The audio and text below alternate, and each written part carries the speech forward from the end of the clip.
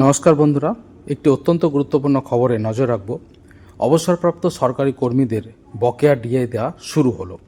অত্যন্ত গুরুত্বপূর্ণ খবরটি আনন্দবাজার অনলাইন ছাড়াও আরও অনেক বিখ্যাত অনলাইন পত্রিকায় প্রকাশিত হয়েছে, যেখানে বলা হয়েছে 1 জুন মুখ্যমন্ত্রীর সাথে সরাসরি কর্মী সংগঠনগুলির বৈঠক রয়েছে। তার আগে, সেই বৈঠকের আগে কিন্তু বকেয়া ডিএ দেওয়া শুরু হলো। এটা অত্যন্ত ইতিবাচক বার্তা বলে কিন্তু মনে করছে ওয়াকিবহাল মহল। খবরটিতে আরও জানানো হয়েছে, রাজ্যের অবসরপ্রাপ্ত সরকারি কর্মচারীদের বকেয়া মহার্ঘ ভাতা দেওয়া শুরু করল রাজ্য সরকার। ইতিমধ্যেই অবসরপ্রাপ্ত যারা কর্মচারী, তাদের অ্যাকাউন্টে কিন্তু টাকা ঢুকে গিয়েছে, এমনটাই কিন্তু জানা যাচ্ছে।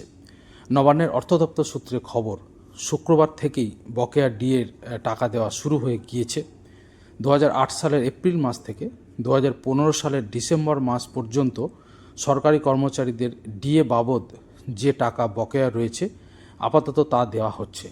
তবে রাজ্য সরকারে বর্তমানে যারা কর্মরত, তারা শুক্রবার থেকে ডিএ বকেয়া পাচ্ছেন না। আপাতত টাকা দেওয়া হচ্ছে কেবলমাত্র অবসরপ্রাপ্ত আধিকারিকদেরই, এমনটাই কিন্তু জানা যাচ্ছে। আগামী 1 জুন মুখ্যমন্ত্রীর সাথে কর্মচারী সংগঠনগুলির বৈঠক রয়েছে। মুখ্যমন্ত্রী শুভেন্দু অধিকারী এই কর্মচারী সংগঠনগুলির বৈঠকে কী বার্তা দেন, সেই দিকে আপাতত তাকিয়ে রয়েছে কর্মচারী মহল। বর্তমান কর্মীরা কবে থেকে বকেয়া ডিএ পাবেন, ওই বৈঠকে তা স্থির করা হতে পারে, এমনটাই কিন্তু জানা যাচ্ছে। ডিএ নিয়ে সুপ্রিম কোর্টে মামলা চলছে।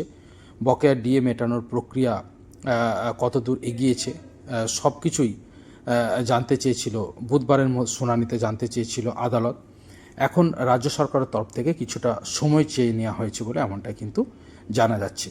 এমতো অবস্থায় এই গুরুত্বপূর্ণ বৈঠকটি হতে চলেছে, যেখানে কর্মচারী সংগঠনগুলি ইতিমধ্যেই যে অবসরপ্রাপ্ত সরকারি যারা কর্মচারী ছিলেন, যারা অবসরপ্রাপ্ত কর্মচারী অর্থাৎ যারা রিটায়ার করে গিয়েছেন, আগে কাজ করতেন, তাদের এই যে পেনশনের মধ্যে তাদের বকেয়া টাকাটা যে দেওয়া হচ্ছে, এটা অত্যন্ত ইতিবাচক বলে ইতিমধ্যেই কিন্তু বিভিন্ন সরকারি কর্মচারী সংগঠনের পক্ষ থেকে কিন্তু স্বাগত জানানো হয়েছে। যেমন একটি কোঅর্ডিনেশন কমিটির পক্ষ থেকে বিশ্বজিৎ গুপ্ত চৌধুরী বলেছেন, রাজ্য সরকার সুপ্রিম কোর্টে ডিএ সংক্রান্ত বিষয়ে সময় চেয়েছে। মুখ্যমন্ত্রী সরকারি কর্মচারীদের সাথে সংগঠনগুলির বৈঠকও করবেন। তার মধ্যে অবসরপ্রাপ্ত কর্মচারীদের বকেয়া ডিএ দেওয়ার বিষয়টা শুরু হয়েছে, এটা এই উদ্যোগকে স্বাগত জানাচ্ছি।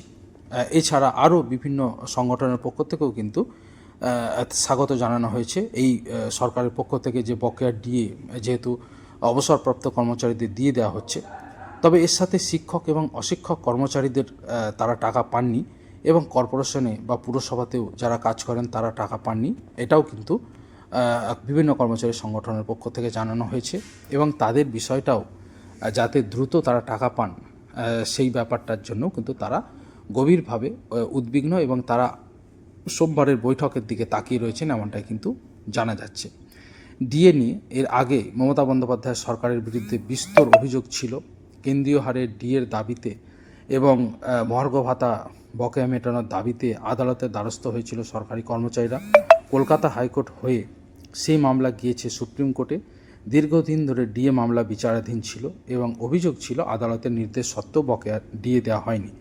যাই হোক, এমতো অবস্থায় এই মুহূর্তে নতুন সরকারও গঠিত হয়েছে, এবং মুখ্যমন্ত্রীর সাথে মিটিংয়ে কী সিদ্ধান্ত হয় সেদিকে কিন্তু তাকিয়ে রয়েছেন ওয়াকিবহাল মহল।